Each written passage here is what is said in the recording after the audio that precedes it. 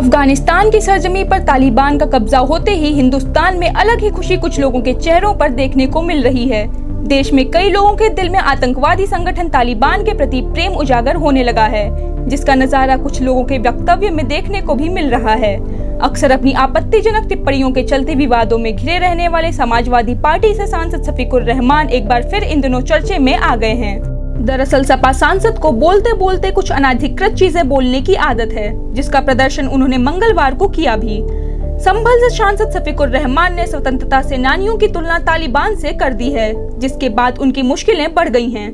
इस विवादित बयान के चर्चे में आते ही उनके खिलाफ देशद्रोह का मुकदमा दर्ज कर लिया गया है। आतंकवादी संगठन तालिबान द्वारा अफगानिस्तान पर किए गए कब्जे को सांसद ने सही ठहराते हुए कहा कि हिंदुस्तान में जब अंग्रेजों का शासन था और उन्हें हटाने के लिए हमने संघर्ष किया, ठीक उसी तरह तालिबान ने भी अपने देश को आजाद किया।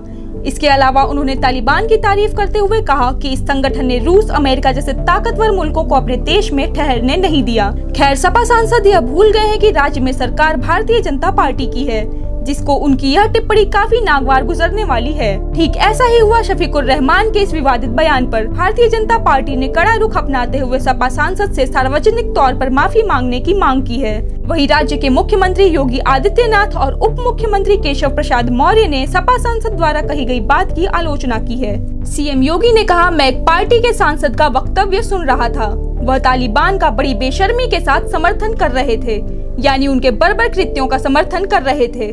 उन्होंने कहा, हम संसदीय लोकतंत्र में बैठे हैं, देश को कहां लेकर जा रहे हम लोग। हम ऐसे कृत्यों का समर्थन कर रहे हैं जो मानवता के लिए कलंक है। इसी सिलसिले में डिप्टी सीएम केशव प्रसाद मौर्य ने भी सपा सांसद के बयान की निंदा करते हुए तुष्टीकरण का आरोप लगाया है। उन्होंने कहा, समाजवादी पार्टी में कुछ भी हो सकता है।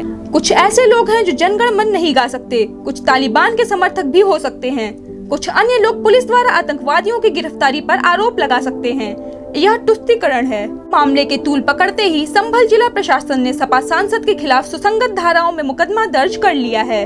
पुलिस के मुताबिक ऐसे बयान देशद्रोह की श्रेणी में आते हैं, इसलिए शफीकुर रहमान के खिलाफ धारा 124A, 153A, 295 आईपीसी के तहत मामला दर्ज किया गया है। इतना होने के बाद भी यह मामला अभी यही थमने वाला नहीं था। All India Muslim personal law board के प्रवक्ता मौलाना सज्जाद नोमानी ने भी तालिबानी आतंकवादियों के पक्ष में बयान दे डाला है। उन्होंने तालिबान को अफगानिस्तान में जीत की मुबारकबाद दी है। इतना ही नहीं, नोमानी ने तालिबान को सलाम करते हुए कहा कि हिंदी मुसलमान आपको सैल्यूट करता है।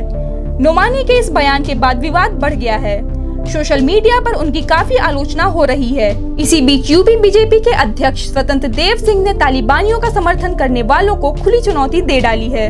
उन्होंने कहा कि जो लोग आतंकवादियों के शुभचिंतक बन रहे हैं, उन्हें याद रखना चाहिए कि उनके प्रधानमंत्री और मुख्यमंत्री कौन हैं।